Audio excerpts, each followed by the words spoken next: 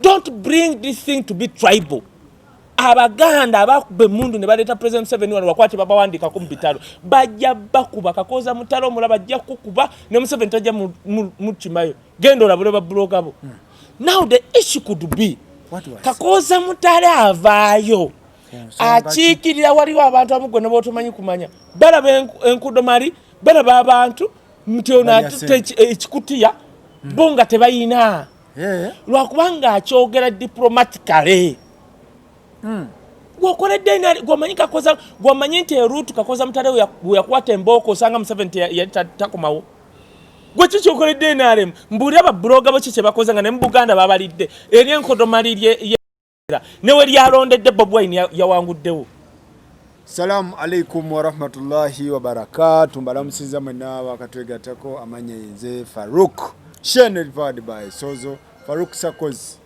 Show edified by Sozo Property Consultant. Bobo inavyo nebya wakanga bimbera nonji mwanatu bakoneko katikati babichime restaurant gym byonna babiranga babikola ki babikwasaganya bakuwemu sente. Njagala omukisa guno nsoke ntumireko bamuyita Hajati Amida.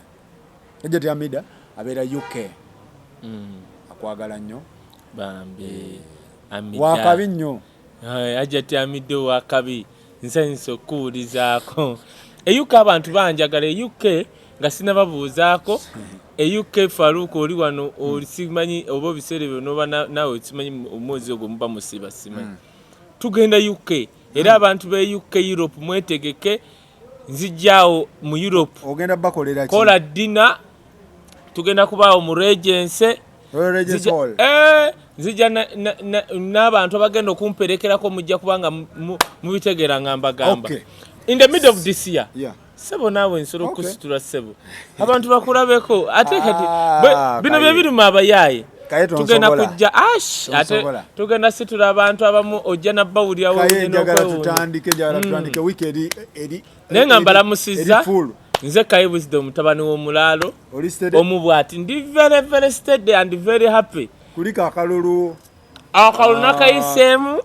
naye lwakubanga era sijja kugamba nti no nakayiseemu ng'ow'amaanyi nenkamala. I want to congratulate my President Museveni. Nze nagamba nali wano nenkugamba Farouk nti nze mpagira President Museveni ndiwe nalemu atali kidomolo oba kidoli mpagira President Museveni ebisigadde byebimanyi. Waliwo abantu amu nze ndaba nalemu tegenda kuddamu oba teddamu kukwata abantu babbi. Tetutandikire eyo njagala tutandike baganda bange omayi kaye yo omuteeka wakola ki kaye njagala tutandike tweme kuddamu kukwata abantu babbi. Kaye tulina topics nyingi bannange amawulire nga mangi njagala tumeteme ebintu tubeere nga tubitegeera. Ndine Kaye Wisdom omwana w'omulaalo Kaye wa NRM bwate bwakikola ali mugundi naye baŋŋamba funa side gy'oddako wakati tewaba safe anti luliriza ongaba nnyo abo babajjo ng'ogenda mu bali. Nze kati Wisdom nagamba President Museveni waba alina abantu be yaloga buli muntu alina abantu batandikirako. Nze President Museveni alina ebintu byakola ebinyiiza ne binjako waya naye kati I can't deny the guy. Kiringa okubeera ne mukyalawo osanga osobola okuba yakutamu bakunyiiza but nga mukyalawo naye nze siriwe naalemu ali awo. Nze naalemu gye mmanyi eri amama Mbabazi gye yampeerako kaadi gye nakulaga ene yaba basajja biwempe basajja bitya baani abo. I'm not part of it. Bannankabirwa abagamba mbuno naalemu egenda kuwangula ekiboga 120 kati walabe kye bakozesa Ida Bumba nakirabye tosobola kuŋŋamba Farouk kankubule kati nze kye ngenda okugamba. Let me tell you ngenda kugamba ekintu. The question is going to be nti lwaki abantu mu Buganda bashayinze awe NRM kati kankuweteeke nkubulya tutandikire mbadde njagala tuvuge mpola tetutandikira mu politics eyo njagala tutandikire mu kalulu njagala tutandike Kakoza mutali mulabye oba tewamulabye bebamu kubaleeta President Museveni lwakubanga ensi temanyi era neewuunya n'okwewuunya omwanyi nange abepankirako abo abantu. Nze ngenda okumanya Jeno Kakoza Mutale wawulirako omusajja gwe bayitanga Drago mu Kampala mumanyi yalwana ne muganda wange bw'ogamba nti Captain Karati right now abantu bamumanyi sijja kwogera ddala kati lyaliko bali aba babiri. Nze nsooka okusinkana Jeno naye awo nali mwana muto wenziramu okusinkana okuyingira mu makage mutabani we gwe bayita Timothy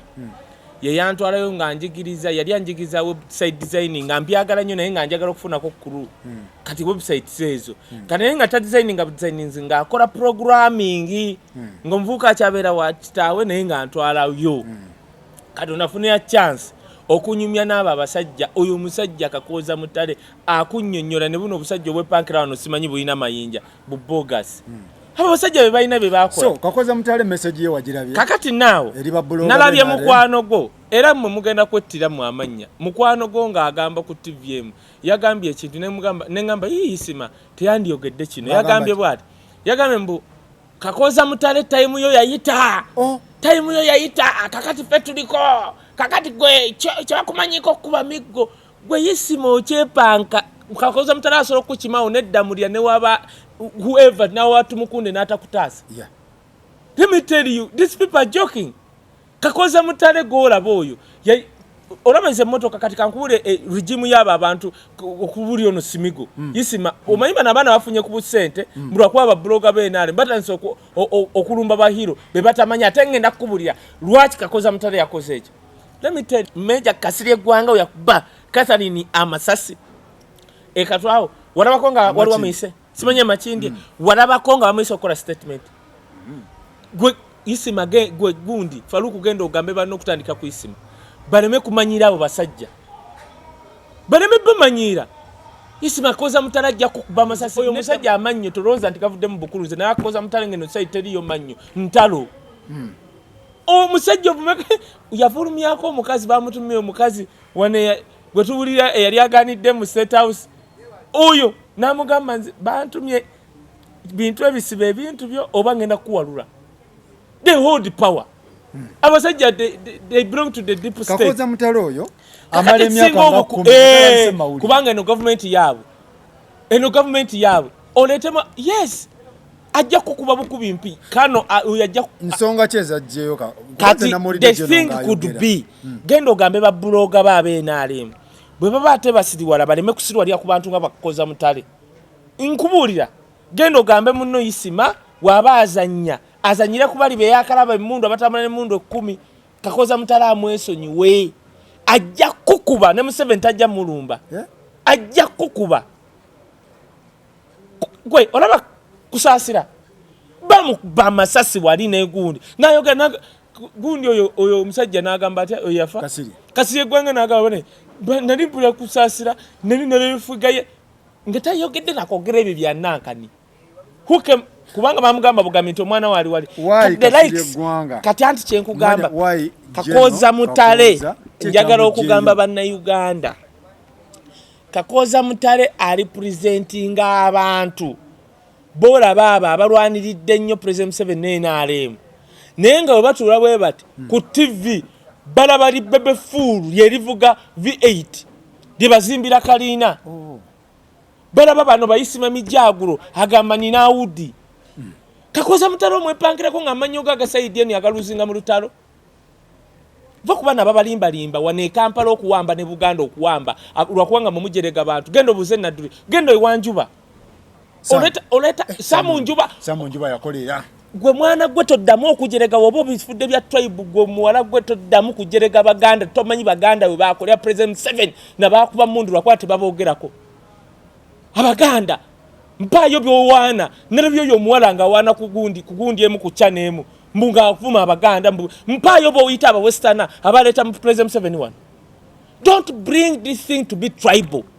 Abaganda abakube mundu ne baleta President 71 wakwati baba wandika ku mpitalo bajja bakuba Kakooza Mutale omulaba ajja kukuba ne Museveni tajja mu kimayo gendo labule babloga bo now the issue could be Kakooza Mutale avaayo akiikirira waliwo abantu amugwe ne botumanyi kumanya balaba enkudo mali balaba abantu mtiona ekikutiya bonga tebayina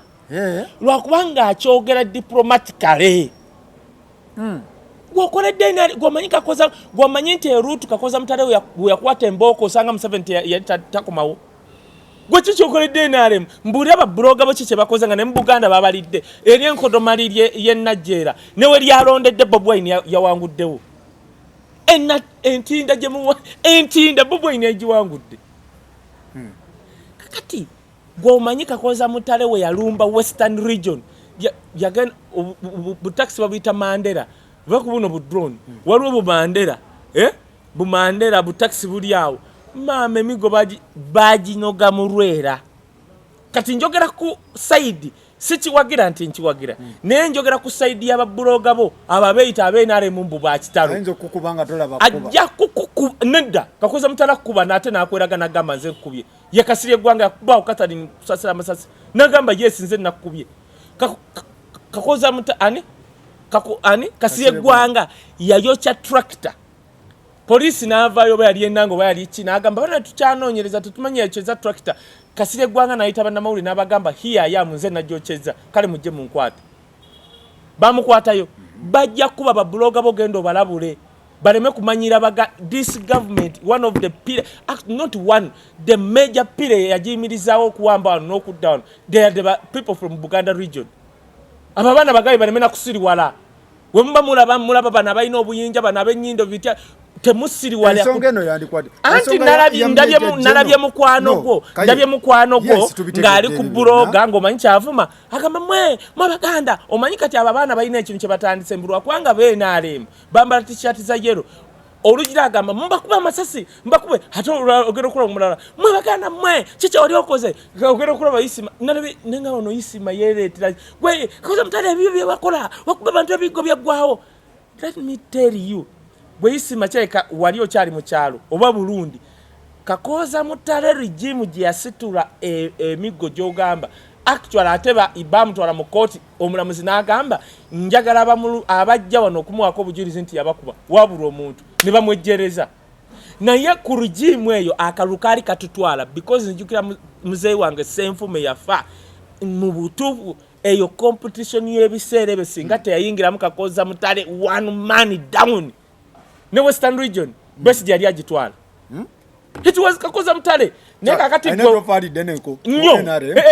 best yali agitwala kakati bano bowana mikwano jo abenale mbuloga kiche bakoze ngane people power tukubye wano ngate tukubye ngero la bambadde jeno kati Kakoza Mutale ndi gundi mayinja byayimba tebiri mugundi ebyo byonna alimba Kakoza Mutale oli musajja wayogera yaba ayisizawo statement ye it is nti naye bannange bano bamayinja byesiba ku nyimba alimba byesiba ku manya goli omwana alimba kubanga Kakoza Mutale tomuyita oyo musajja one of the smartest people between olaba mass kati let me tell you waliwo akaluko omulundi guno ngoyo musajja yereta architecture wako okufulumira mu decimal kwenja kuwa wino jana kugweri oyo musajja yali musomesa okubala mu 70s oyo musajja mugezi nnyo noloba eryane limwepankirako so anti uliriza akaluka wano ojogendere ekyo program tujja kulinda tujja kulinda emitima gikakane nkubulire akakukachuka katya oyo musajja aleta ati yakalu kati uliriza akaluka va ku kyalo nga kali mu numbers kagenda okudda ku parish nga akaluka ali mu fraction ogibanyi 1 all numbers mind 1/2 ebyo bitegedda kagenda okuva mu fraction kutuuka ku district ngomanje kali mu decimal point byabakama agenda okukasoma nga kali mu percentage eyo nasegirinya tasola kutegeera yo okay otegedde segirinya zo dynamics tazimanyi that guy nze nkimanyi wanonga ebyo bitandika oyo musajja yali behind that kubanga mubazi wa kubala okimanyi nti mukisha linda kukatono nnyo nkireeta anti njagala kuleetera Kakoza Mutale gwe mwepankirako lwaki ali ku floor bili e Kampala ngati tomayina mulimu gwakola nga government yekusasula ndabiba nabana bamwepankirako abamulumba ajja bakuba kale let me tell you okimanyi Mugisha muntu oba yali sibijjukira baddi bawangula Besigye Mugisha muntu yali observe nambole na signing naga bamuwangudde after 2 days bagenda ombalire ekibalo naga nfudde nze nga biri byabadde kubala Kakoza Mutale omuzanyisa kati nkubirako mu busy nti osoro okuloza nze ndi wa mzeyi omwana wange namutuma mzeyi yakakuta yetubahura waliwo ataddewo tubahura wali nze am just warning these people temwepankira ku bantu nabbamanyira nabbajoga yes Kakoza Mutale byokuba emigo biba byaliyo byali bituufu bikyamu era sisobola kuwagira miggo wabula bw'oba omanyira gavumenti gwakwagoolya ne bali chips n'olaba oyo omusajja nga ali awo ku fulo 2 oba 3 ate amazewo emyaka bw'oba omulumba weegendereze oyo musajja kya kambabuulire kya kye yaggyeyo okwogera kubanga Kakoza Mutale akimanyi nti erinnya Museveni teririko patent nti President Museveni yaligulako patent right hakimanyi nti buli muntu asobola okukola ki nze waliwo omwana mu kkanisa tebamuwasobola yafuna ati olubuto n'atuma omwana nti wisdom kakati abakadde b'ekkanisa nze ne tuba bize ne batandika okukolamu obukuukuulu ne wayita n'emyezi egyo nga bagamba omuwala yazaala omwana owange nabitegeera mu baana aba worship team be bajja okuŋŋamba nti naye wisdom n'oto tugamba nti kiki ngendo nga byagejja dda because the name siginaako patent oba copyright so Museveni now gundi Kakoza Mutale mu magezi ge one of the smartest people tulina mu kubala wano ekyakimanyi wabula kati fe abagezi nti ojje wa wisdom eyasoma ali wano a political and social analyst kiba kitegeeza ki kitegeeza Kakoza Mutale alina information gyayagala omukulu ategeere etya we yabadde akoona goloza lwaki akonye ku mannya ago kubanga Kakoza Mutale buli watuula bw'ati agenda okulaba president agamba my daughter agenda okulaba V8 agenda okulaba ogusawo kwa ssente gugenda kati ate Kakoza Mutale watuula bw'ati okimanyi nti wano by de facto Kakoza Mutale ye mobilizer we NRM tebakulimba Kakoza Mutale ayimirira wali n'oleeta Lumumba bano bana benne nagamba bano abaana tebamanyi NRM bakagijjamu nze nali wa senior ezo ngenda okumalako senior 4 nga all the dynamics zonna nzimanyi so jene bimuluma by jene bimuluma watunuulira abantu abo batru watunulira ango ne bebakola eyo abo basajja Kakoza Mutale balina kye bakola ku William 7 naye nga tebali mu kamera naye n'oleeta bano bayisima mijjagulo nga bali mu kamera naye nga tebamwongerako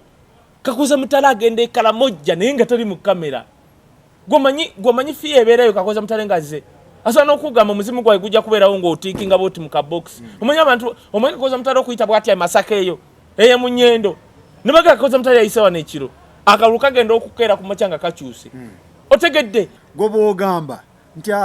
yes message yoba yabadde bwetyo which is okay naye bwogamba nti oluyimba lwono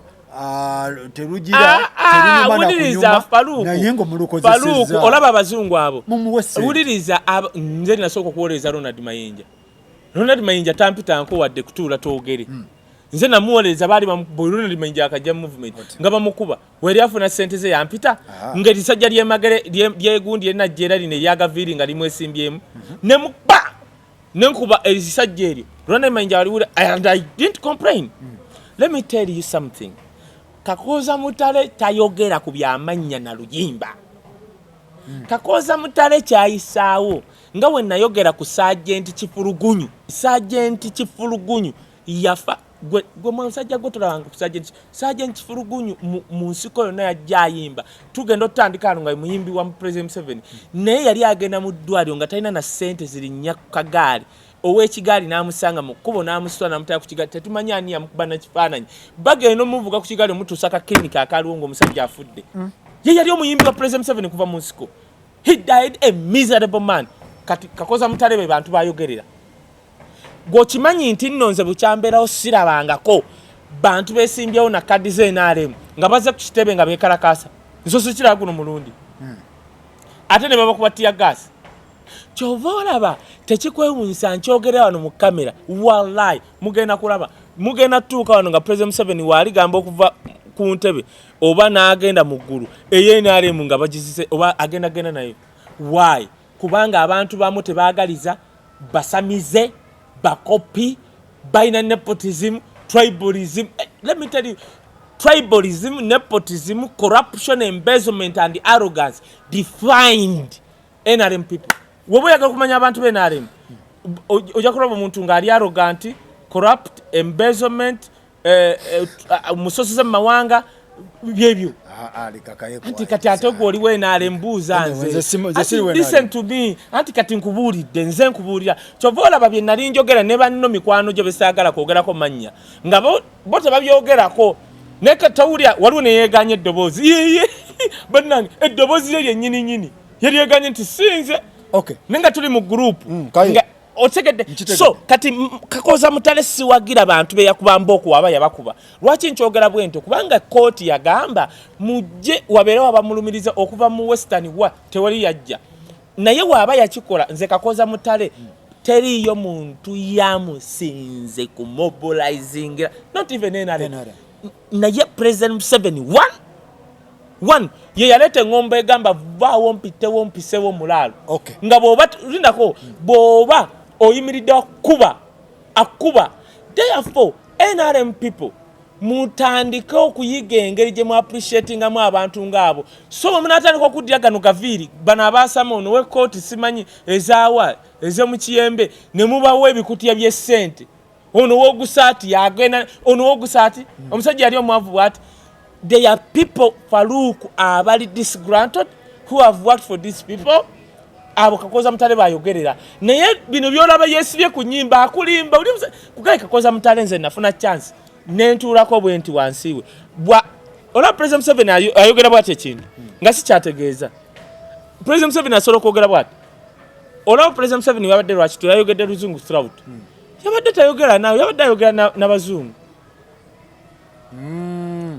yabadde yayogedde luzungu paka yabadde tayogera na Munnayuganda ayogera n'abazungu message ayina gyabadde agise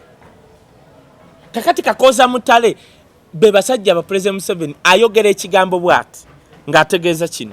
goloza yandi survive message yes Kakoza Mutale cannot atagenda nko mu kivulu nze ndabe Kakoza Mutale simulanga nko ng'agenze ko mu kivulu ky'omuyimbi kye yayogedde leta Ronald Mayinja kubanga akimanyi nti oli mukama we ajja tegera ono kubanga President Museveni oyogera abuuza ono kikyategeeza so Mutale bana abaana genda ogambe ba bloga bo anti bawulira nnyo emirembe ngo bayise ba bloga be NRM genda ogambe ba bloga be NRM either useful or useless idiots go and tell them nti we baba bakyayagala obulamu leka baleka ku bantu abaleetera government eno okubeerawo that is one two genda ogambe omu gwe ndabye yayogedde ng'avuma oyo musajja abaganda batete let me tell you mugamba derivising ebigambo bye this government wouldn't be here without the Buganda region actually wouldn't be here without Buganda kingdom ebyo nebe batebagala byogerako abantu abantu bano mu Buganda wemba njogera ku bantu ba Buganda sogera ku Baganda abantu ba Buganda bakola bati akutunira bwati abantu ba wano mu Buganda ne waba munyankole nga azalibwa mu Buganda nakulira mu wanjawulo ku munyankole azalidwa mu Western do you copy what I'm saying omulango azalidde wano wanjawulo kyovola boli omusajja Daudi yali mukwano gwa Muteesa yali oba mulango bamukyoli kubanga abantu abasomedde wano basomera mu masomero ga Buganda banjawulo actually by default they are Baganda people otegedde kubanga Obuganda tekiba nti no tribe Obuganda gweleka nkuyigiriza nkimaleyo Obuganda tekiba tribe Obuganda kyobola abakutunira bwe bate olinaga Abaganda tebakola kino nenga gwagamba ki otegedde kyengamba kyobola bawano we baba bayita gojogendere Katikkiro okimanyi nti otwatusonde ettaffaali oba kiki Katikkiro oyo yagendako embalala yafuna ebirabe embala one time kabaka wa Buganda yajja mu Western gotomanyi bamulinda kuba kumaja paka kiro waliwo yagenda ejjinjaawo yatuuka oba ssaawa 5 za kiro so this people of this region nemu n'abakotogera nemu n'abavuma nemu n'abakozesa bano abaasamo bavuma you want this region is God made kaye ensonga eno byonna tubiwulidde ensonga eno yandikwatiddwa etya because babloga benalem bayinza okuba bambi tebafunanga kasente kati woba oyagala kugenda anti labayo kati kankubuli balimba tebakkuta ani anti nga oli musiru anti waba yafuna 10 lwe lumugwana nze kankubuli bw'oba abasajja abo wababeeramu nagamba muganda wange Isima Mijagulo ne mugamba Isima woba okoledde sodo n'okolera naawe bengamba ne batakuwa ssente denda muzikiti tebalizikuwa kati campaign zawedde nze wisdom before campaign byembadde njogera byebyo ne campaign ziwedde nga byebyo why sticking ku kigambo kyange nti nze kasapre ze President Museveni mbadde munonyeze myaka ejo era nga nkyogera after this Chisanja I couldn't even I don't know if I can stand nti nonye Chisanja che that's my principle era nga nkugamba nti wenonda president wange Museveni inze mu ghetto olaba Katogo Buzoni Katogo Francis wa polling stations abadde mmeka mwenda ne at least because of our effort president yawangudde kezo bili ewala wonna teyawangudde our effort nyina budget no Kiwanda Kakono gamu tatulabawo. Let me tell you, naye ate nga wekijja kuba MP nabagambira osagamba nti nze MP simanyi na BNRM besimbye nawo mu Kampala because I wouldn't skip Malende. I couldn't Malende mulaba nga ngamba simuwa Muhammad Nsereko sakyogera ku channel Muhammad Nsereko I was for Muhammad Nsereko. Nze natuuse ne balondera omusajja nangamba nga tuli kubya meya simanyi nga ngamba ono omukazi nze nabira mumanyi n'obuyaye bwe simanyi ebintu byengeri gyabikola mu ngeri y'ekiyaye nga nsaba kalu ne mugamba gwe wuliriza sisobola kuwa Nabira Kalulu nanga wisdom kale bikke ekifaananyi kya Nabira otiikinge manvuuli ne mugamba gwe Nabira ne muwa nze nga wondaba nga we mumanyi Nabira nayingira stewore agenda kutawaanya Bobi Wine nze kyestaagala kubanga njagala gundi free opposition etegereka nga teri mbubadi Bobi Wine yamulese no Bobi Wine wamulabyeko nga afunvubidde wuliriza Bobi Wine katika nkubulire Bobi Wine abadde awagira Elias Lukwago nga wolaba Ibrahim Ssemujunganda nupo abadde awagira Ibrahim Ssemujunganda ani wa Nabira kadi anti bagimuwanga tasola jiwa kamiliyoni nga amutya nze kyemmanyi nti kamiliyoni era nze nagamba ngenda kaluka e Kampala kulonda either between Elias Lukwago ne kamiliyoni bankubidde ku kamiliyoni opposition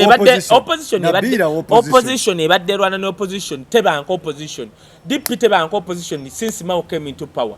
ebadde rwana naki ne opposition yaki DP bagiteekawo kuba opposition balala kyovola bagirekedde Mao kuba bagamba Mao kungulwa green munda wa yellow bagimulekedde nembiddewe era yagenze kati yafudde osegedde ne mugulu java bamuwangudde then kati true opposition yaze ye nupu tebakulya sente era kinze kyemmanyi nupu kyebasolo gikola negwa kwe kujja ku baana bana abaavu ne babayuwa mu billion nga 10 okay otegedde tumalirize point tumalize Jeno Kakoza Mutale major actually tafukanga na Jeno can you imagine major Kakoza Mutale let me tell you something. The truth is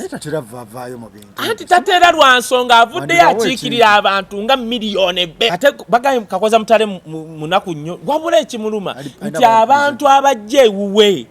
baba benkana batya otege kyengamba nti abantu abajje Kakoza Mutale goma katika nkubula ekinkimu jajja wange luti lwankejje yeko yasinsubu gayine emidali sakulaga ekifaananyi yarwana oluta second world war aina mudali gwa funya mu Bama nkugamba okuba emundu era nze nsikerera ne bano we received the training emubende fa bana ba officers otegete nkugamba onjijako mpola muzeyi wange emidali ejo ne natambulayo gyali ndoze emirundi ebiri nga muzeyi agambe mbu sente z'abazirwana ko namanya gyegali emirundi ebiri ne ngataata wange Kasanga tinemugamba siri mukopi nnyo bino katubireke tebiriyo bazitadde yes nete ziriwo nga ziringa sente za myoga okuganyiza abayimbi mu group simanyi buli group emu 3 kakati mwino kola group 15 group 15 naye buli group mulimu abantu 3 ojiwe miliyoni 3 tugabane tutya ate nga zaako ologamba soke bagula sako ngolwaki tebakuba kasolo n'obusolo otegedde nze ngandera deep why those people Major Kakoza Mutale byagazezaako ebyo byennyimba ayagala gamba mukama we nti waliyo abantu abali disgruntled naye gwe otiitiibizza nnyo bano abaana abagenda n'ebikutiya by'essente abo abaana abagamba nti tebanafuna ssente balimba baguza amamotoka lwakuba tebakkuta kyayagala oyisaawo nkubuulira kati ag'omunda va ku byekisiru va ku bano ba blog abakwasamira nkubuulira kati Kakoza Mutale ayagala gamba mukama we nti waliwo abantu bwe bati ne bwe bati abakiraba obubinga bano abaana abatakkuta buli ddakiika bw'oyogerako buli ddakiika bw'oleeta nga wolabye Isima Mijagula era kyovola mulabudde nti b'omanyira jjamu Kakoza Mutale nja kuwayo n'amannya amalala 5 wanaaba ayagala Fabineza abaddamulira simanyi ddamulira kiggwa agamba olera bekiri motoka estambula cost eziriko Vitali Damulira ajazi no anti katirabayo enjuyi zonna zibeere kugundu one ekisooka muzeeyi akalu kano katonda yatuyambe sagamba nti katonda okutuyamba yes result endala tezina kujja bikoze bite kituli kitunako ne kati sofa tetulina kyakukolera ngamba bannayuganda wemba mugumikiriza emyaka 35 ne mugumikiriza enfufu ne mugumikiriza emigo ne mugumikiriza tiyagasi mutugumikirize yena ati tunakola ki kati polite nsaba busabi nze mbasaba ekyo kisobola okunfukamiza kubanga kiriza obagana omusajja abadde tanneetegeka to exit nga he can do anything to retain the power osegedde kakati nze mbadde nsaba nga we tugumiikiriza asatu mu emeka nsaba bannayuganda lwaki tetugumiikirizaayo mmeka 5 gino kubanga kkiriza gaana Bobi Wine is inevitable nowoba ofootya 1 muto mwe mukaddiye 2 sente zolaba Bobi Wine bamusondedde era nseka nenga intelligence ya wano baba balya buli nsaniya za nyama Bobi Wine abamusondedde sente bannayuganda bali mu diaspora era kyovolaba etteeka lya wano baliisa nga munnayuganda ali mu America mu diaspora alina okuba akalulu nga olaba Rwanda abanyarwanda bali mu Uganda bakunganya ku embassy ne bakuba akalulu abanyarwanda bali mu Sudan bagenda ku embassy yo ne embassy ya Rwanda ne bataba mu Sudan babagamba embassy ne bagenda ku embassy emu ne bakubira bwa akalulu Uganda etteeka weeriringa bannayuganda bali mu diaspora balina okuba akalulu naye kiri fane tebasobola bakkiriza kuba why byebiruma bannayuganda bali mu diaspora kubanga ayagala okulonda babita neteka weliri kati abannayuganda bali mu diaspora be bafaninze Bobi Wine ekyo kyekyalema enale Bobi Wine akikoze ng'oyo omuzanyisa Bobi Wine emyaka ena is inevitable ate pozi ng'osabye katonda namukubaladdu kubanga ate nomala omukuba essasi gwe bakuba missile muganda wange Mayinja kimuleka kuba naye nawulidde bamumentioninga anti Mayinja mugezi kasa yafuna ennyumba n'amabanja ge n'agasasula oyo takyalina kyakola ki kati Mayinja alinga namukadde atuula ewaka nga yeetaaga kunywa ku caayi mukalu atali mu sukaali n'ekisubi nga mwekiri kagamba akendeze ku birwadde bye kati oyo waliwo omuntu omu kakati nze ondaba nze lwaki olowooza ndiwo enaalemu atali kidoli na kidomola lwansonga enaalemu ejja kundeka wano bw'oba obadde ogenda ntebe omuntu n'akutwalako n'akuleka ennamulonge era kale kati President Museveni waba yannyambako n'anvugako wantuuse n'atandika okudivertinga okuva ku principles nga nze nsigala bwe nti nja kulinda omulalo banjira ntambulawo n'ebigere sagala kwogera kintu omanyi nti no mikwano gyabo abeeyita ababloga b'enaalemu after 3 years bagenda kuba beegaana bye boogera waliwo omugwe nalabe ku TV naganedda omanyi otuba mu campaign emitima kale tuba tuyimisiza expectation omanyi twogera ebintu ebyo bigasiya era mu byogerera eyo bali bikubuuza nga tusobola na biddamu tugende ku so Kakoza Mutale president nkusaba NRM government nkusaba don't take Kakoza Mutale's words lightly mwe manyi musoro kola kimukola musoro gene mugamba muzei cyo otegeeza bana level za Kakoza Mutale tasora kulumba abo bantu ba wansi nnyo Kakoza Mutale naye abaayina message jaleta kakati abo obuuza bodda benda abo obuuza tebabimanyi naawe bali bansimbi aina pesa lyanyiga lyagamba sebo buli wojja okwogera olina goyogerako kikyogeza kutegeeza who are you olaba bona aba bali mu government aba minister that guy can ask President Museveni who are you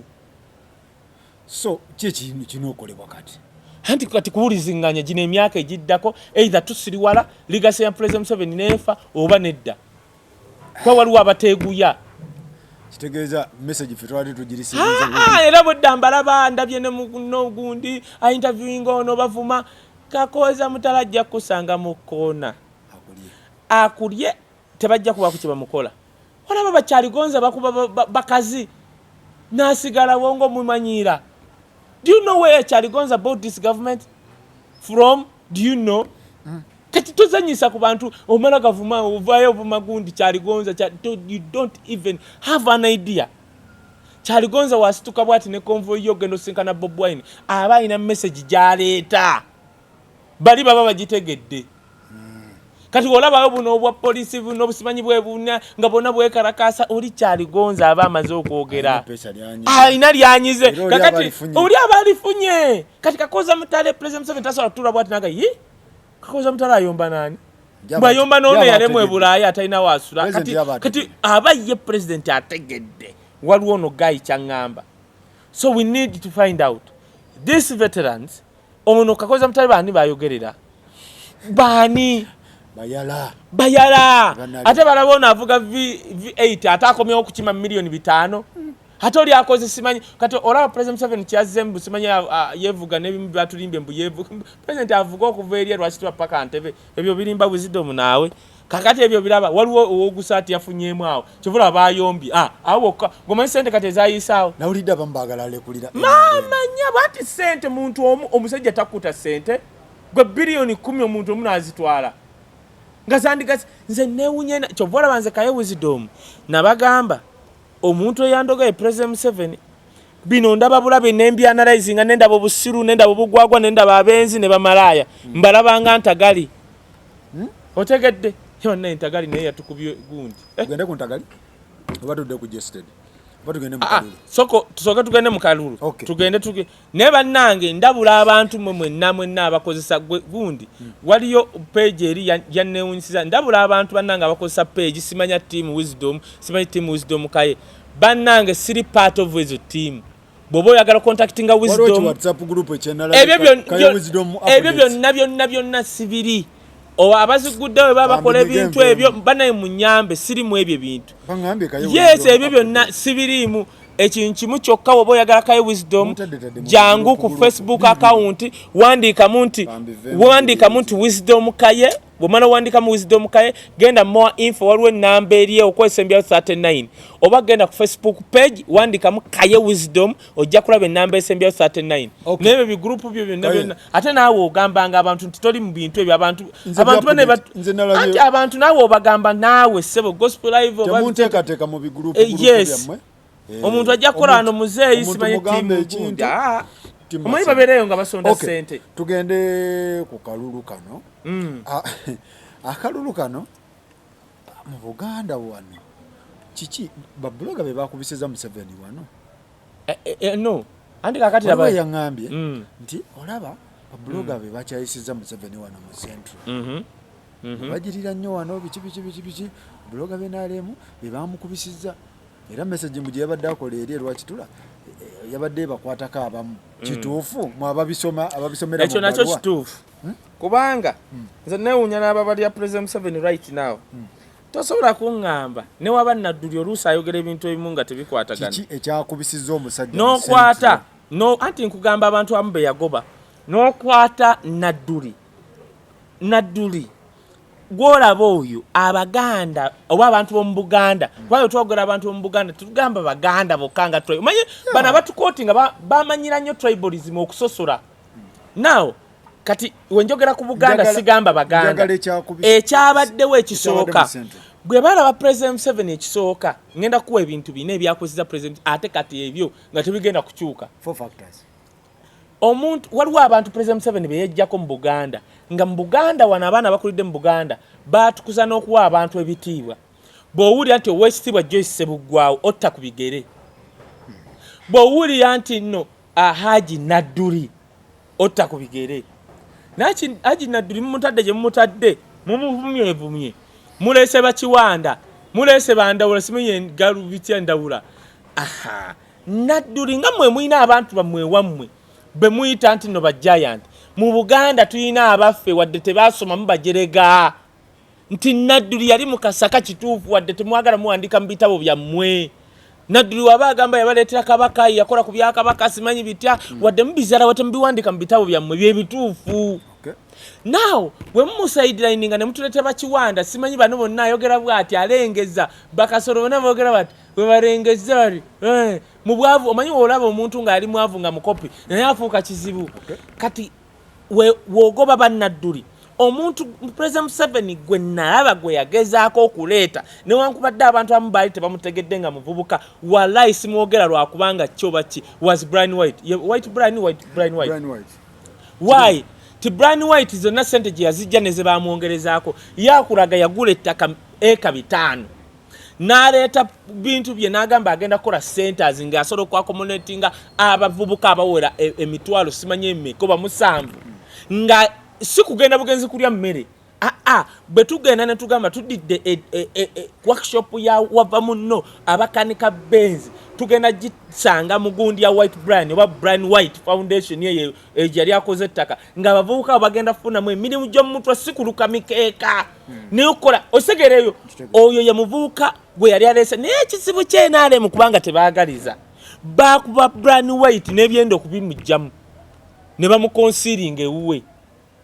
ettaka weeririrya ne project ne baleeta ababbi kubanga bo tebakolera abantu bakolera ki kyekikoze obu President 7 now kati abantu nga Nadduli wobagoba kale wagezako kuleeta kubavuka nga ba White Brian abalina ku ssente zaabwe n'endala gye bazijja bo tetufayo gye bazijja naye nga balaga project ze bagenda okukola nga zikwatibwako nti ettaka weeriri nakola ne byakoze ne mumukuba ne mutamutaasa n'oleeta ababbi n'oleeta abatagasa. How can you chase Brian White n'oleeta Buchaman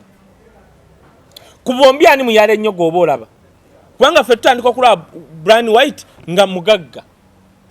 ffe tugenda okulaba Buchaman nga talina kyalya tulaba Brian White agamba nti nyina ssente zange nnyongerezaako gwotukubye Buchaman omuyala gwe tumanyi nti nomwavu munnaffe abantu President 7 byaleeta boyita babbuloga bakureko profile chovola bayimirira okwogera bakoma ku masimu gaabwe era babogera ne Kai Wisdom baga Kai Wisdom talina page waliwo etwali omusajja muna oli n'agamba Kai Wisdom talina na page kyokka kati oli gwe yali agamba nakola bwate simu ye agenda okulanga kweri nampereza message nga fana tuli mu meeting babbuloga President 7 wamala okujjawo bannadduli ne bana abavubuka abali bazenga ba White Brian abalina zi project ezisobola okuyamba abavubuka chovola abavubuka gye gwokimanyi tisinga Brian White n'oleeta abavubuka balanga bana mukalulu kano nti kandi nyumye nnyo nti bandi zuganyizaamuko ku Bobi Wine ku kintu ky'abavubuka now bewaleeta baali tebankanankana Nadduli waleeta bakiwanda bamukono gamu bakopi bazibu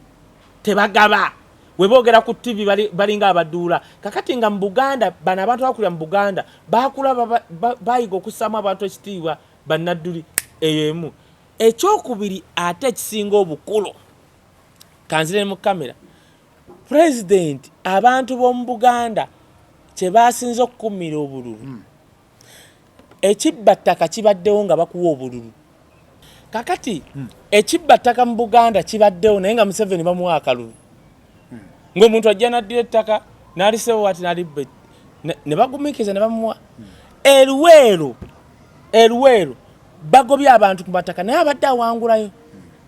yenze Eluweero bantaddeko ne fayiro endala ya robale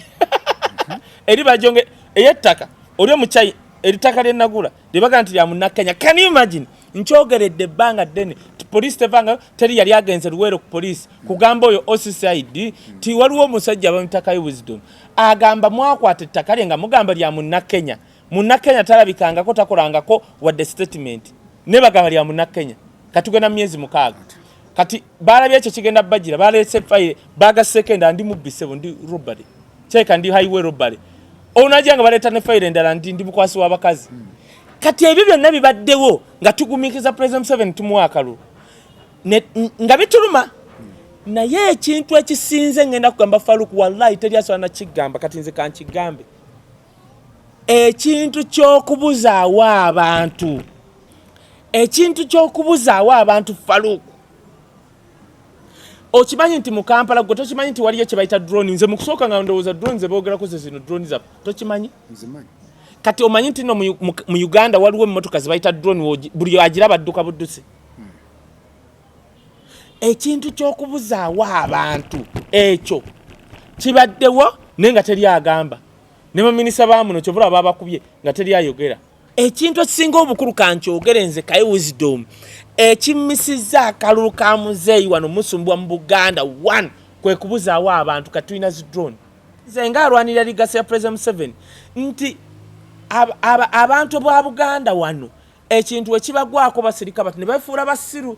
kyovula babalinnyako naye ebirowe bidda ebirowe birikomawo abo tolaba nti no batugamba nti twaliranga ku ndagala kuno n'endagala tebajja zituwa palala papa tolaba nti batujerega nti twaliranga ku ndagala ebirowe birikomawo kubanga tulinyiridde nnyo bano abantu n'endagala tebajja zituwa endagala tebajja zituwano kuzirirako be bantu ba Buganda omukolo ekikyamu n'asirika bwati n'asirika n'awayita emyaka aga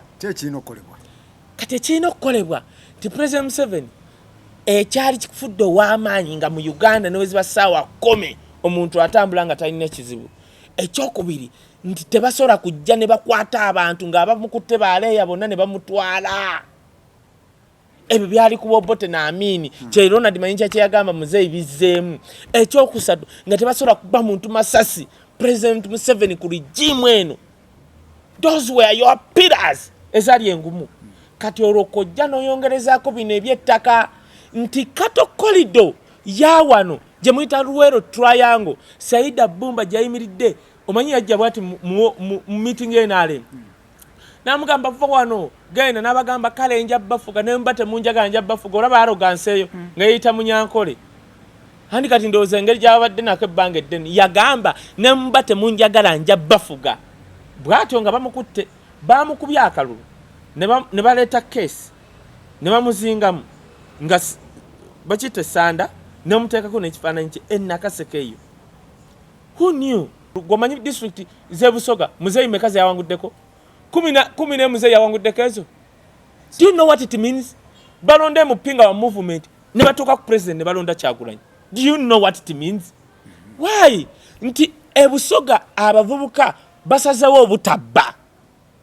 ne balima ebikajjo ebyo Faruko bituuso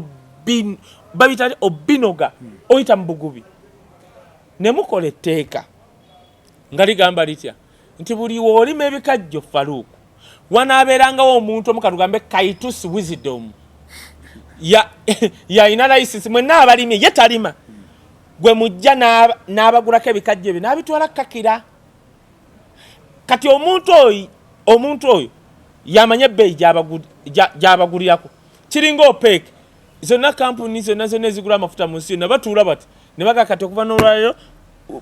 1 barrel y'amafuta ejjagulwanga bwe badetermininga price kati bakola etteeka nga osobola okugenda n'ofuna license naye tebasobola gikuwa abagula ebikajjo by'Abasoga sina abasinga si Basoga actually sina Basoga baayo we batugamba be balina zi license kakati balinga abantu bana be beeteesa buli kiro tugigule 10 ati kuguulidde mpuliriza akalulu district 11 Bobi Wine yawanguddeko 9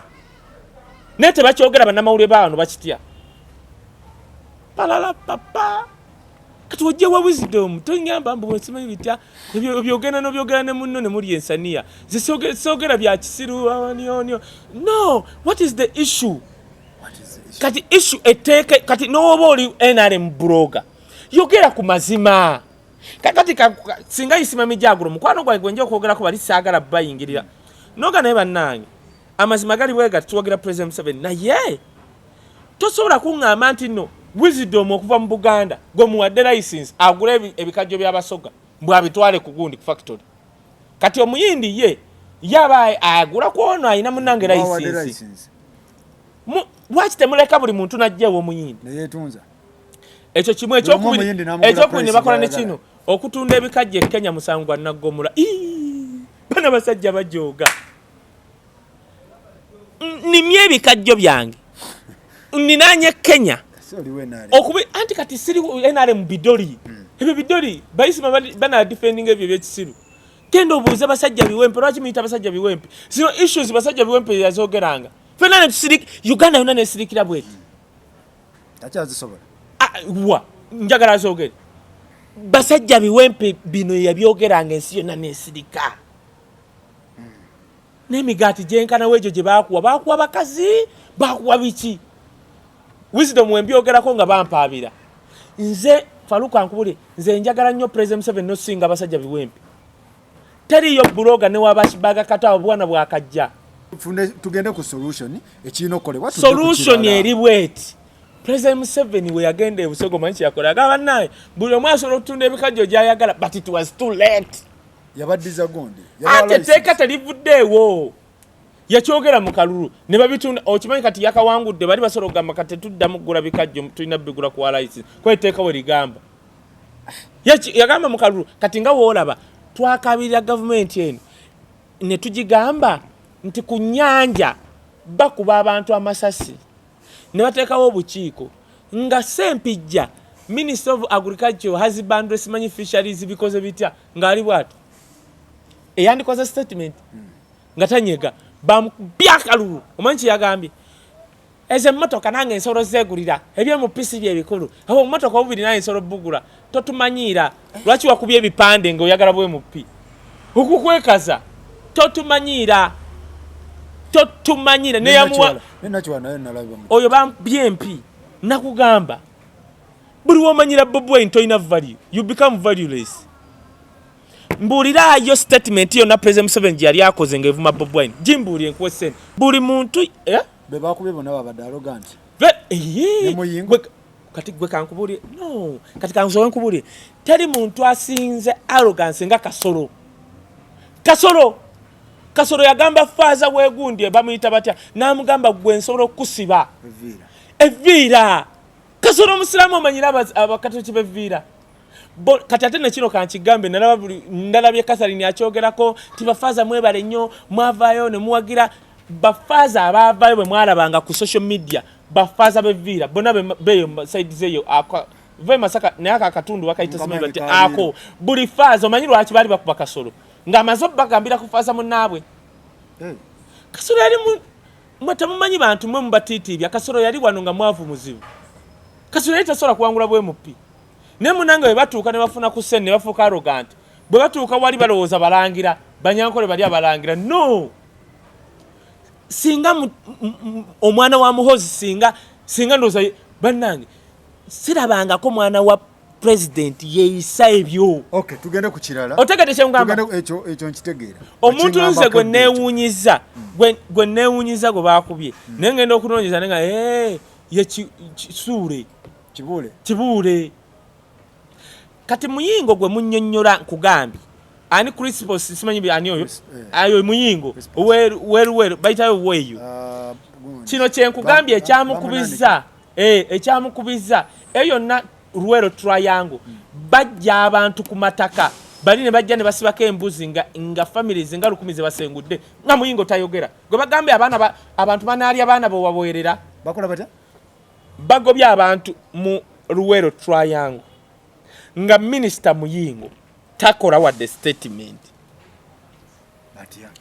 anti yandibudde naga bannange nange ndi wa Luwero Triangle naye ettaka nga mugoba abantu ku ttaka one statement yali ebadde musigaza mu parliament bino bye mukola mwaweerera ani agambye nti no Muyingo yaweerera abaana bonna ab'eruwero simanyi bambunanika ebyo mubyogera abo babe mupyo manyi kye bakola bagamba tukuwa basale kane bagamba school fees wa mitwalo 2 basale ogenda kusasula 16 eyo basale ebyo bye muwana nalabe buli omu bannange bakuye Muyingo kubanga Muyingo bamukube si buli muntu aliye bwamunanika nti Muyingo yaweerera omwana we baba ku basale ate amasomero gage tasalwa nagamba nti akuwadde basale naye basale ogiba mitwalo 2 ogenda sasula 16 ezo basale oba ongongora mungongozi bantu ebya kisiru kyakubisiza Ameria bamukuba batya Ameria emawokote waffe wasingayo Banyankole Banyarwanda Baganda those 3 tribes chovala nero C5 musajja mutuluza akiike Buganda yagalowe musajja mutuluza very principled guy oyo mutuluza era gwe twali tutembeeta adde mu kifo kya deputy speaker wa Buganda kuba kyali mu Munyarwanda very royal guy kyekicha nagambye nti Omunyankole n'Omunyoro n'Omuki azalibwa n'Omulugwala azalibwa mu Buganda siya Munyoro mama Maria kimukubya kimu bamuwa sente zo gendo buuzo oba bagikwateko bati bagikwatako kati wazifuna yalowooza eri engejja yali Abanyankole nakyabangi yagenda mu kisaawe ng'abayita wali ng'abasimbisa line abagikwatako mu side zena abagiwagira gikwatako abatagiwagira mu deni ng'obwongo bumutegeeze ngejje wali Abanyankole abangi bajja kugamba gikwateko bwe Mameli yanga yerabidde kike nagambye nti Omunyankole azaliddwa mu Buganda is 90% Muganda yes by default kakati yenga ali bwati alese bannamawulire yagenda okyuka emabega nga line ya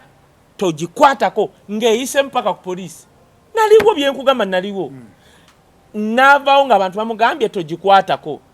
Ameria yagenda mu parliament watuuka okulonda nga ffenna tuli ku TV n'agamba njikutteko abe Mawokota banga njikwateko. Ameria yamalanga omwezi mulamba nga tayita mu constituency. Ne bamubuuza ani yagambye. Yamalanga mulamba nga agenda n'abamukuuma. Singa nali Ameria kikyena kyovola bonna abajerega nti betwalonze nti basiru. Ekyo ne Segirinya asobola singa nali Ameria kyenandikoze ki nandigenze mu parliament nenyingira ne signing ati nyingide nesibira mu toy for 2 hours nga ndi ku WhatsApp. Toyize mu parliament otuula kuli nodda ku WhatsApp. Nokola busaini oba wandize boti noga bannanga abaye waffe bajiwagira ate ekibiina kyempagira tekikiwagira something nogamba me I abstain teri yani muvunanyi. Ne yajja nagikwata kati ebyo nabe muwana Ameria abadde wano ayogera abasubuzi. Let me tell you Ameria akoze mu myaka gya covid myezi gya covid ng'etaano. Ekyokubiri nze singa ntandika okwogera kwa Ameria muzeeyi wange Senfuma Ameria kyali kisanja oba kyakubiri oba ekyokubiri muzeeyi wange Senfuma abe pambire bamutegedde. Ewaffe nkugambye bawagira President Museveni muganda wange toyina kyoyogera kirala. Kati Ameria waliwo nokisanja ndoze kyasooka mutuluuza oyo Wells 5 nga muri bubi bayita Ameria ne mutuluuza mu State House n'abawagira enyalemu ne tugenda mu State House ne bagamba mutuluuza ave mu kalu n'agaana yalinga ono Muhammad Nsereko n'agaana bw'agaana ne zaabika. Kati mtaata wange Senfuma yakola nnyo nga tewali no nusu kaakati kumacha tugenda okulonda. Kati nga baleeta emmotoka ya Ameria abagira Ameria ne President Museveni nga baleeta ne mutuluuza aleeta okubatwala oli okulonda. Muzeeyi wange agenda okujja nga abantu be yali akunze okuwagira Ameria bonna nga bagenze ku mmotoka ya mutuluuza nga bali kuli. Kati ekyaliwo kyali nti Ameria teyajja mpambire kukolagana n'abantu batufu yakolaganako nabamu naye nga abakola takola ki. Kati abantu bali ne banyinga muzeeyi Senfuma atukunze nnyo naye n'omukyala amulengezza bo ne badda ku mmotoka yanti yamutuluuza tata oba tata something. Kati muzeeyi wange wajja olw'obusungu n'asimbula pikipiki addeyo otegedde kwera yabagaba naye temutuswaza yes nkimanya Ameria tannabalaba naye temusobola kugenda ku mmotoka yani yoli musajja atali weenaalema atajidde ku kadi yeenaalema. Kati olw'obusungu nga baganye nga bo nabo bamuwa ensonga ntuufu amugamba Ameria guweesibako talina kyeyazze wano tukwogera naffe ayogera n'abantu nga 2-3 wano. Olw'obusungu asimbula pikipiki avuga piki aba atuuka mu koona embwa esala yamukanga piki yakuba muzeeyi wange bwe jukira yagundi wa Ameria ewafaawo. Kakati piki we mukuba bamuddusa empigi Ameria teyajjayo atuuka empigi ebyo bye mwogera yogera ebyekisiru mbu Ameria akoze nnyo ng'eddwaliro ly'empigi teririimu mpiso ya tetanus the whole hospital. Ate kati omusawo teyatugamba nti teriiwo. Kakati bamugjayo sister wange ajje ono omusawo oyo sise alina China ajje enkeera ababuuza no yajjo bafuta 2 days ng'abagamba muzeeyi mwamukubye empiso ya tetanus nga basirika ng'ababuuza muzeeyi mwamukubye omu ng'amuze mabbali nga mugamba nti teyabaddewo ng'ababuuza lwaki temwatugambye. So Ameria talina kyakoze. Wuliriza muzeeyi wange bamuzze ewaka olunaku olwokusatu ababubi nnyo bamuddusa emulago. Omusawo yali atumanyi yajja bw'ati n'agamba muzeeyi wange oyo omulaba anyumye aseka tiye takeesa agenda kufa. Gye bamusookeza tebamukuba mpiso ya tetanus. Era kye twakola taata wange n'agenda taata Tom n'agenda n'agamba muganda we amawulire ge bamugaye n'asiriikira muzeeyi wange ku maddakika nga 5 n'amala n'agobawo abaana n'asigazawo mukyala we ne muganda we. Wuli akantu kano bw'oba owaana Ameria mbw akoze nnyo simanya kasiita simanyi basuubuzi simanyi kikuubo abaamutu babe Mawokota kuwadde sitole ya muzeeyi wange yali amwagala ennyo ne we yafa teyajjayo. Buli mwaka abantu b'empambire buli mwaka bakolanga memorial service ya Senfuma buli mwaka tetwagenda uwe kumusaba sente nagendayo lumu ne mugamba maama badde nsaba ojjeko ng'omugenyi omukulu manyi yakola tusindikira abavubuka naye nga muzeeyi wange yafa ddayo ku booda yalaba bantu engeri yali amwagala ennyo. Kino kikutegeeza ki 98% of NRM people are users bakosanga condom and I refuse to be like that because my dad died like that. Kati Ameria gwe muwaana eno mu bikuubo eri Mawokota nga tufa nga n'eddwaliro ly'empigi ly'oŋŋamba nti lifaalo nga teriri mu tetanus ng'onsiriwalirako. I lost my dad. Okay. Ng'onsiriwalirako ebyo ebyekisiru. Okay. Kati Amelia ekyamukubiza kugikwatako nga bamutuma butagikwatako. Ekyokubiri, Amelia waliwo empitizi y'abala obubi. Nze nkwadde scenario ya tata wange. Nti yateekawo bavubuka bajja tali approachable tali ki. Kaye tugende kugundi obudde bututwala. Saabalabirizi wamulabye? Ani? Bamusetinze Ntagali oba nagamba buli muntu yenna anaakwata ku kkanisa y'Abakatuliki kyekikolimo gw'ogenda kulaba n'ebirala. Bayibuli egamba omu ku mmwe wanaabaawo obutakkaanya musooka ne mwesibira mu nsonda nga mmwe. Bwe mugaana okukkaanya muyita abakadde b'ekkanisa. Bwe mugaana okukkaanya n'abakadde mujja mu kkanisa abantu bonna nga batudde. Osegedda era munnammwe bwe mugaana okukkaanya olwo nga mulyoka mumuwaayo eri ensi. Ebyo byonna baabibuuse twabisanze ku social media ebyantagali. Kyeki kye nagamba kitegeeza ne mu Church of Uganda ebyo bewaanisa Kazimba byagenda ayogera. Kazimba balino bakuŋŋaanyibwe bati obawadde n'olunaku mujje musabe tozze. Kyekugamba Ntagali tewali bamulwana. Baluwa bamutuma kubikula sikaati. Ntagali tewali bamulwana. Tewali. Ngendo bagamba Church of Uganda chemwakola oyo Archbishop Lwanga ne Catholic Church. Obwerere bwa mubugenda tandika nga nti basura aka kati akatagali na kagwe ogenda kulira akalala. Toyo Kazimba, let me tell you Kazimba, you cannot come. Yes, we know you are NRM lenient. Go wasose Bernardine okweza za President 7 years. Na yate otandika okukola ebintu ogira banoba olinga balaga. Let me tell you, awe namirembe woli oli Luwaira yalinawo obuyinza. Obuyinza bwo buli eri mu church simanyi bicha Christ the King. Ezo bote ziyateekaawo. Enamirembe we wali obuyinza bwa Church of Uganda. Luwaira akutunira bwati. Kubanga before you came ezo kanisa ey'Abakatuliki ne Protestant, Orthodox, they were moving together. Kumuli amazima zali wamu. Kati gobakosezo mu social media yonna ekubye Lwanga. Mbumubbi wa sente bamuwadde sente azibye bajja ku kitya no teyaliyo kati anti labayo zaani gomanyi Obukatuliki obukoledde government eno okubayamba obuyambi nindako tugende mpola government elinabye kyeyambye ku bigo by'Abakatuliki. Uganda wano every ya Catholic Church ereeta abantu abatakka wansi wa million nga ba tourist mu Uganda omanyi sente zetufuna before President 7 nga tannakola Namugongo teyaliwo bali tebajja gomanya abantu abajja sente zibawonona mu Uganda. Italian gundi ensi ya Italy yimiriddewo ku bulambuzi. Catholic Church yesinga okuleeta muno abalambuzi bakuba kiwanda bana abagenda ne Fabiola mu mazike. Tebakulimba ebyo byekisiru before President 7 nga tannakulaakulanya Namugongo yaliwo nga balambula. Catholic Church has made tourism of Uganda to be at par. Ondete bya kiwanda ebyo babalimba ati uliriza ne mu 7 ne watandi bawadde sente. Catholic Church yandizimbidde bigo byayo naye bamugamba sebo government eteeke muno sente why tuleeta abalambuzi muno bajja mu hotel balya economy bagitwala waggulu. Do you understand? Ntagali kakato sege no so chakato ante bayo ye kyamugwanidde. Linda ko katono nnyo lindako Ntagali kyamugwanidde lindako katono nnyo lindako tugende mpola. Ekisooka kankubule Farouk. Ebintu bya Ntagali tuyigamu ebintu bibiri. Kyensoko linda katono nnyo lindako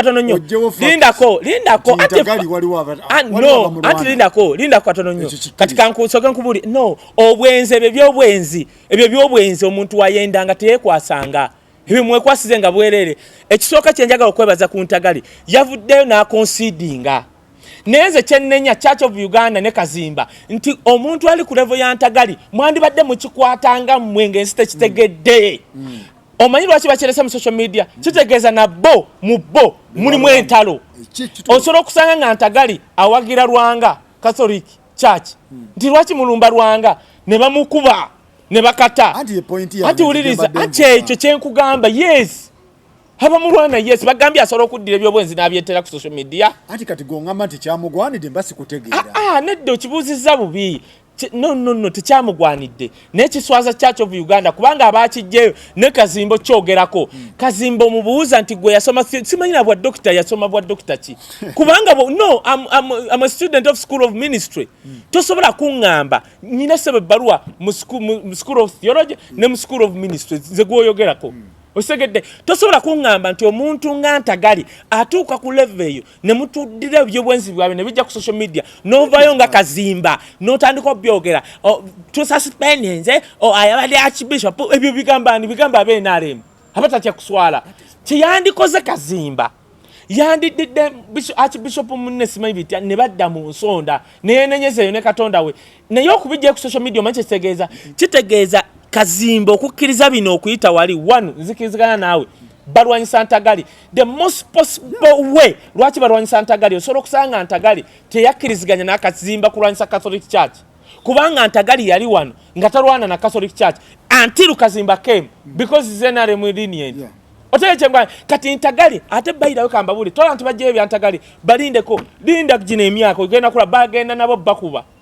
kati bajjeyo ekya Ntagali muswaza Ntagali the only thing ekijjisizaayo ebintu bya Ntagali ojja kusanga nga Ntagali teyakkiriziganya na Kazimba administration kukuba Catholic anti era Kazimba na administration ye hata aniwa ye yesoso okuvaayo yesoso okuvaayo ku congratulating President 7 tukyali mu buzibu bana emitima gyewanise second run bamusibya ali eri magere bamusibye ate ovaayo watu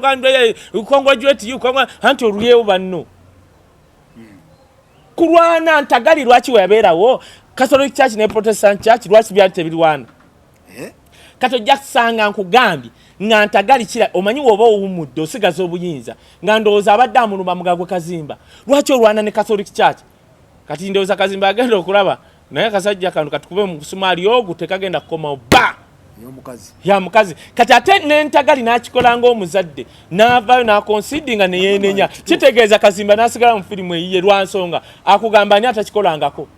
Yesu yennyini yawolereza malaya ava okwebaka n'omusajja ng'oleeta bya Ntagali Josted yasiramuse okyogerako ki Josted abadde ne libido nnene Josted abadde ne libido nnene kyovola ne yamututera yenanyini libido yamututte mu Busiraamu nze I congratulate Islamic community kubanga buli ddiini ebeerawo kuwangula myoyo ku receivinga bamurecevinze mu kitiibwa ng'ekyatise kyanyumidde ekyo kimu ekyokubiri musabira kyensaba Josted butatuswaza nga ekyakamiliyoni kyeyakola yagenda n'akola kinaakomawo ne kakati omwana nga Josted ekimusiramula tebakulimbanga Josted ne UK ne waje nawulira ayina zihakize kubanga kati Josted akulidde mu church z'abarokole yes Josted yali n'okuddamu oluyimba lwa Viola yagamba mpusimenyi yali mu church simanyi ya church byaki oba yabafyono abo n'amusaba watuukira okuva mu church y'abarokole agenda alokoke oyo omwana abadde ayagala zihaki omwana alina libido nnene libido kati nga tasobola kubeerawo mu nnyonnyola ebinankani alaba bijja mu buzaabuza ate bamukutta ate libido ani amutwala Eddie Kenzo ye mukwano gwe yamunnyonnyodde n'amunnyonnyola tekusaidia yange Josted buli muntu yenna nze mugamba abeera mu ddiini gyawuliramu emirembe actually nze waliwo nituuka nenga banaye abasiraamu kati Josted si stand tasobola kuleeta Eddie Kenzo n'atuulaawo n'aleeta baseeka abo nga stand yankikoze nga Juma ne bajjaawo bitya gwe badde mukolo nga mulungi nnyo ng'abitegeeza wabula nze nkubuulira libido ye yabadde esukka ku mukazi omu kaka yakyogedde indirectly n'agamba bannaye njagala mbeewantu nga sijja swala kubanga kati abo abaana ba Josted baliira wali wa Aruuna balaba Aruuna ajja Aruuna alina hakki nga zizo oba ziri mwenda sibitegeera ositegeera kakati n'agamba ye kyekinzita wakati jjukira bano abaana balina chance abawala be bafuna ojja ssanga nga Josted tasobola kufuna muwala ng'ali bubi kati hakki ze zaafuna ze zimuteekamu ayagala azifunenga 5 yasibenga mu jimu gwe tubalaba abaana balina bunyama afuna 5 nasiba jimu afuna zi hakki ngezo n'abeera nga asibanga mu jimu kunywa kajuisi na kusiba mu jimu kola mubiri kukola massage gwe tunulira abavubuka bonna abayimba bonna abalina meto ngani waliwo ono asiba mu bakuli tomulaba ono muvubuka omuto Grenade tomulaba Grenade naye asiba mu jimu nakweyisiga oil butto agenda ali yagula akadomola ka mukwano buli wajja bwati ne yeyirako bwati abaana ne bafa so kati just steady yakikoze akimininga ne problem eri ku haki abo abaana balina chance tebalinga nankani balina chance nti bafunye banyinaffe abeekoledde ate nga tayagala kutaba kazi be nga beekoledde n'abaagala abantu ate kati nga Allah akikkiriza ate nga naye alaba si kikyamu kakati ogwo omusibe kono omukazi omu nga ate ziri hakenya buli emu buli mwezi esobola okuleeta obukadde nga 5 kakati oba omusubye lwaki tasiramuka yes nagamba kansiramuka enneme kunyiiza abantu kubanga kati osobola okukikola nga ate oli mukristaayo bakuleetera akaana bino ebyabaguruneti byebanankani biniganta bakuleetera kati n'omuntu omulanze gwenjagala asiramuke ye wizo kawizo we wasiramuka kiba kijja kukola bulungi tweyanza nnyo naye njagala nze okwebaza mwenna abantu njagala okwebaza I want to appreciate Chameleon walaze maturity etabangawo abantu bali bamanya ajja kulwana ate we katali jirya Chameleon ajja kubaako mmeya wawan nga olaba Bob Wine kwa kati Chameleon singa approving abantu bye bamumidde akalulu nti bamulaba eno bamulaba okitegera nekivaawo n'abitereza Chameleon ajja ate nga Chameleon we mulaba nze nabagamba Chameleon ekyamumpeesa akalulu nga President 7 waayita mu Chameleon asobola okugenda mu State House namugamba nkimye ssente za kukola myala bwazimuma Chameleon asobola okulinnya ku mmeeza Bob Wine waayita mu kuwa President ye oli kyaliwe kati oyo Chameleon naye kati ekyabaddewo kyo era I want to congratulate Elias Lukwago kubanga he deserved it abereddewo bannakampala abalwaniridde nga olaba omuwala malende so I want to appreciate ekisembe kino kyokka njagala congratulating his excellent ghetto gladiator the only one eyalinnya ku mutwe gwa Bebe Fulu omugagga the number 1 musician here we have Bob Wine Bob Wine gomanyi njagala tukole program nkulage omanyi nti Bob Wine yasoose okusika empale z'NRM paka 58 so Bob Wine kyakoze nawulidde omuntu agamba bannange era bakatolwa amati bathinkinga Bob Wine agenda fiirwa akafoke nga we yakafiiriddwa stupid Bob Wine kati ye leader of opposition kwanga yakulonda yagenda okulonda bagenda kukosa sepaka because bitya otegedde Bob Wine amanyi gayina ngo omugamba milioni 3 omanyi obukopi bw'abantu milioni 3 Bob Wine right now ate Bob Wine nze kyemusaba kiri kimu kyokka ekisembayo okimanyi Bob Wine mpagira President 7 netandika okusonda nga bannayuganda ebakusondedde ssente zonna sonda helicopter ngezo bezo bakunonyeza mwene helicopter ng'oyita mweno lyakunonya roba style mwebale nnyo mwebalire ddala baganda bange tukwatagane next